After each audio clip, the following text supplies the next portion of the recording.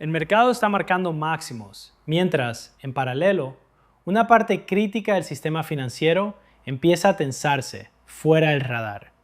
Los precios públicos se actualizan cada segundo, reflejan liquidez, consenso, narrativa.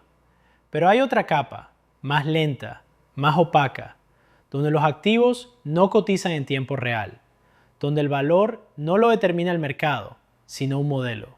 Y es precisamente en esa fricción entre lo visible y lo oculto donde suelen comenzar las dislocaciones sistémicas. Hoy, con los índices accionarios acercándose a niveles extremos y la narrativa dominada por tecnología e inteligencia artificial, la percepción general es de fortaleza.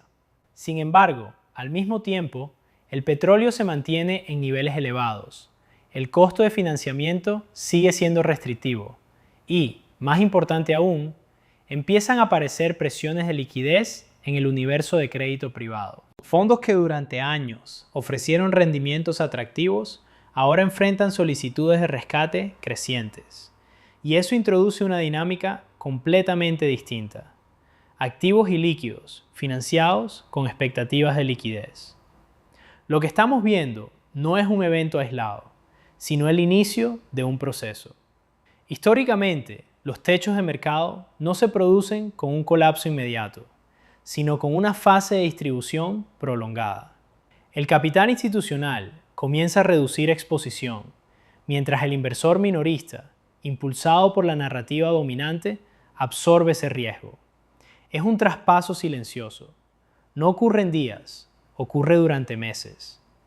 Y en el entorno actual, ese proceso parece haberse acelerado desde mediados del año pasado. Aquí es donde la lectura superficial falla.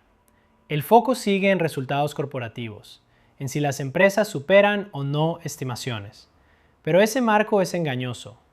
Las estimaciones las fija el propio sistema, que luego celebra su superación. El punto crítico no es si las ganancias crecen, sino a qué precios se están pagando. Y en ese frente, la sobrevaloración es extrema. Hay compañías cotizando con múltiplos que implican décadas, incluso siglos, de recuperación de inversión bajo supuestos optimistas. Eso no es crecimiento, es compresión futura en espera. El punto de inflexión llega cuando se entiende que el mercado no gira por fundamentales visibles, sino por liquidez. Y la liquidez ya no está expandiéndose con la misma facilidad. El crédito se ha sofisticado, se ha desplazado fuera del sistema bancario tradicional hacia estructuras privadas, menos reguladas, más opacas. Y ahí es donde emerge el verdadero riesgo. ¿Desde qué país nos estás viendo? Ese sistema paralelo, el crédito privado, creció en un entorno de tasas bajas y abundante liquidez. Permitió financiar empresas que no tenían acceso a mercados públicos, ofreció rendimientos superiores y atrajo capital institucional masivo. Pero tiene una característica clave: no es líquido. Y ahora, con inversionistas buscando recuperar capital, se revela la fragilidad. Los fondos no pueden vender activos rápidamente sin destruir valor.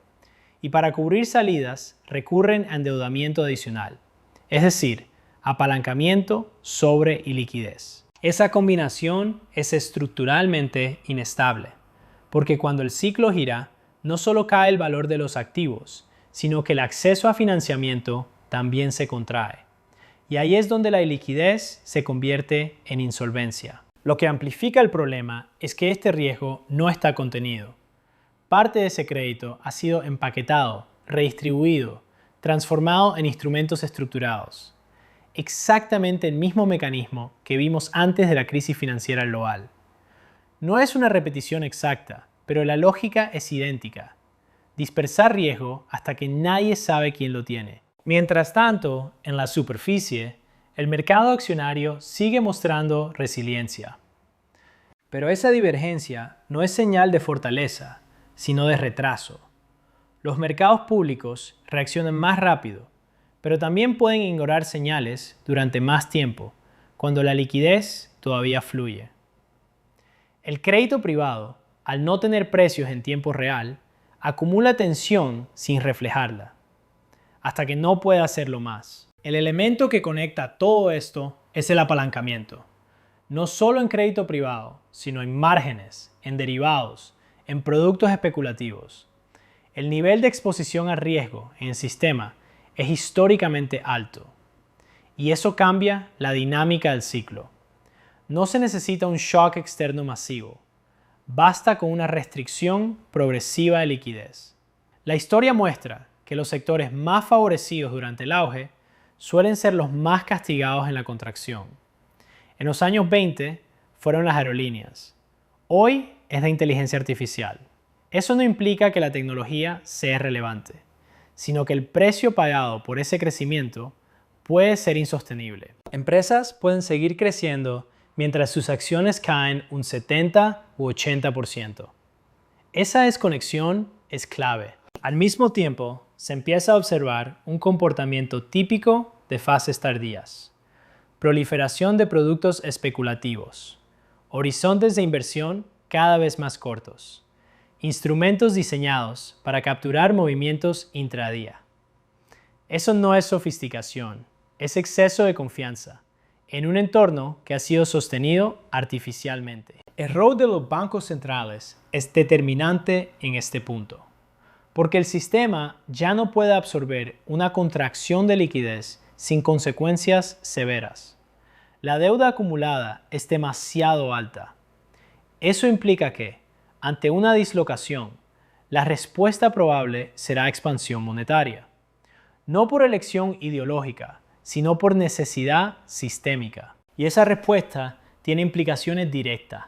A corto plazo, puede estabilizar mercados.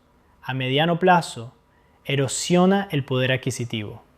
La inflación no desaparece, se transforma. No siempre se manifiesta en índices oficiales, pero se refleja en activos reales, en costos estructurales, en pérdida de valor de la moneda. Aquí entra otro componente crítico: los activos refugio. Tradicionalmente, el oro y la plata actúan como protección en escenarios de expansión monetaria, pero incluso ahí, la dinámica no es lineal. En una fase inicial de crisis de liquidez, los inversores venden lo que pueden, no lo que quieren, y eso incluye metales preciosos. Caen primero para luego recuperarse antes que el resto del mercado. Ese comportamiento confunde a muchos participantes, porque esperan correlaciones estables en un entorno que es inherentemente inestable. La clave no es el movimiento puntual, sino la secuencia. Liquidez se contrae, activos caen, intervención monetaria, activos reales se revalorizan. En paralelo, hay tensiones estructurales adicionales que intensifican el escenario. Energía, por ejemplo.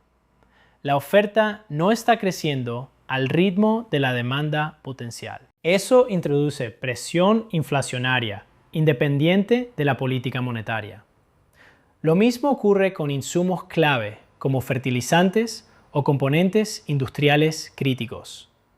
Son restricciones físicas, no financieras.